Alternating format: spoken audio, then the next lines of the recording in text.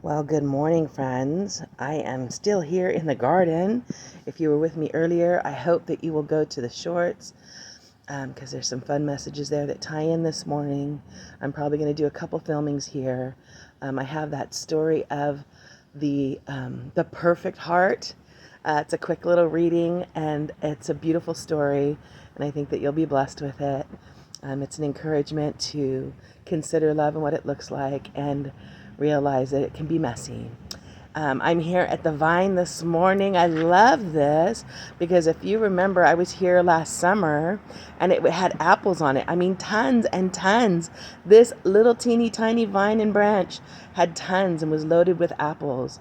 And it has been completely pruned back. Say completely with me. And new life is just now starting to grow again, getting ready for summer's fruit. And man, if this isn't like what it looks like all cut back, then, and you can tell already there's new life and new twigs that are coming up. But that's a pretty barren branch. And look at how long those branches are. I wish, just so that you could see, if you hadn't seen the summer fruit, how this is such a small little branch and such a small little trunk.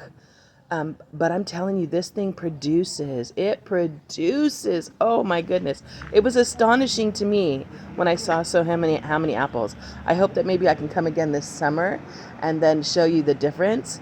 But I just wanted you to see this morning as we talk about abiding life, as we talk about the beauty of abiding, and then not only the beauty of abiding, but pruning.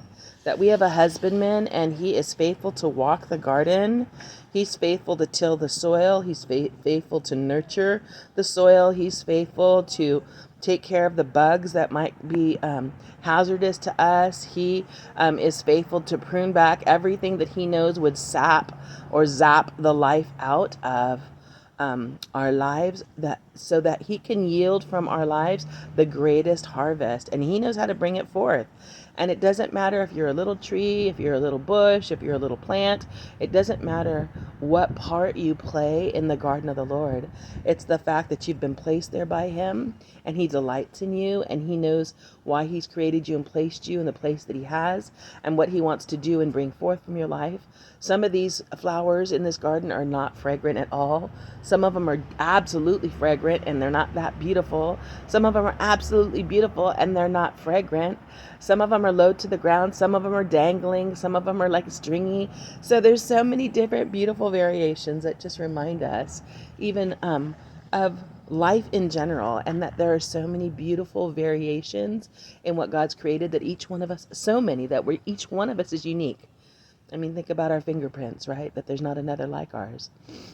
So that's amazing to think about. It's profound and it's astonishing, really, to think of all of humanity and that we don't have fingerprints, that each one of us still has our own mark given to us by God as the original creator.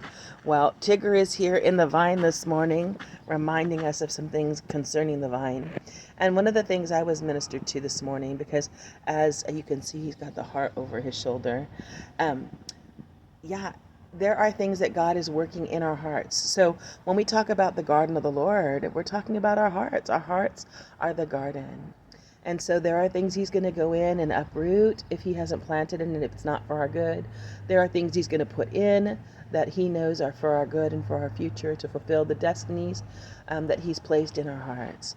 And so with all of that, when we understand the process of a gardening, when we understand the process of pruning, and we understand that it's to produce more fruit for the harvest, then we can bear with and actually even rejoice in any prunings that come to our lives as part of the fruitfulness that will be to come. So message from the garden this morning. Hope that you'll be blessed and have a wonderful, great and glorious, love-filled and victorious day. And look for the next video because it's going to have a really cool story. Have a great one. Bye for now.